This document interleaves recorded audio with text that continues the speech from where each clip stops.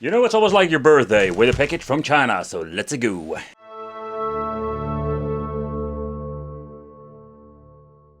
Hey guys, welcome back to the channel. It's awesome that you're tuning in. So in this video I wanted to talk about a cheap solution when it comes to HDMI for your Nintendo GameCube. How is this good as its quality? And we're also going to compare it with the Omega GameCube that has a real HDMI signal output. So that is what we're going to do in this video. Consider subscribing, hit the little bell, become the Wicked family, and let's see what are we going to get in the box itself. Alright, so in the box we're going to get the cable or the dongle, of course. But before we're going to do that, okay, so I want to point out you can use this device or the piece of hardware accessory. You can use it on your N64. You can also use it on Super Famicom, the Super Nintendo, and the GameCube. We're going to do separate reviews about these, otherwise I think it will be in 20 minutes video. Here we're having the manual itself with some quick start guide with some information. It's not really a toilet paper manual that I haven't seen before with previous products. Looks very nice. So this is more like a dongle. As you can see over here, we have this part that goes into the GameCube, and this is going to be using with a combination of an HDMI cable. Yeah, but look at this. When we're removing it, we can see, Mamma mia, we have a free HDMI cable. And no, we're not going to need the quick start guide, because it is very easy to do. So the only thing that you need to do is stick it in your game system like this. Let's grab ourselves a monitor and HDMI cable, and that's all. Okay, so I booted up the system and just want to give you a quick look how it looks on the monitor itself, and just make a recording like this. But you can see, or you can maybe, that the image quality is a little bit washed out and it's not that crisp and clear. But I'm guessing this thing will use the RGB for upscaling it to 720p. That is what the monitor says. So what we're going to do now, we're going to go to the capture card. We're going to play some different games. Also doing a quick comparison with the Omega GameCube, so you can exactly see how good is the quality of this cheap HDMI solution.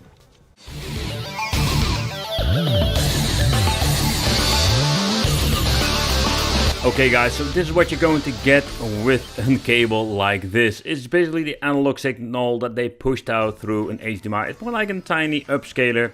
Yeah, and for the money guys, I'm just keeping it, saying it, we can't complain. Nevertheless, let's play a short game of F-Zero X, and then we're going to do a comparison with the HDMI output with the GameCube Omega.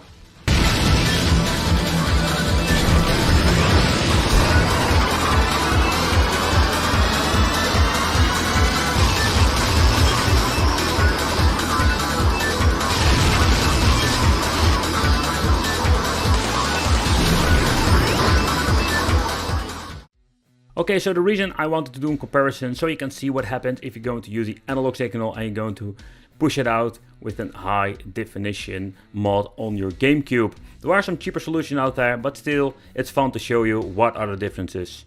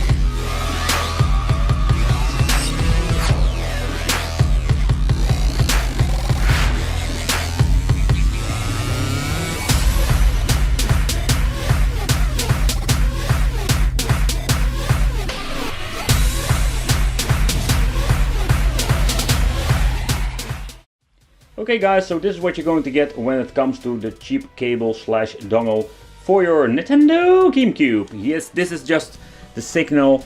And yeah, when you're doing a quick comparison with, let's say, a GameCube Omega, yeah, this is just a very poor signal. So if you're saying, okay, I'm very satisfied with the signal output, okay, it's all your choice. I was not the biggest fan of it. The idea behind it is pretty cool. You can use it for your Super NES, Super Famicom, GameCube and N64 that we're going to try out in different videos. I want to thank you for watching. Consider subscribing, hit the bell, become on the Wicked family, and I will see you in the next video.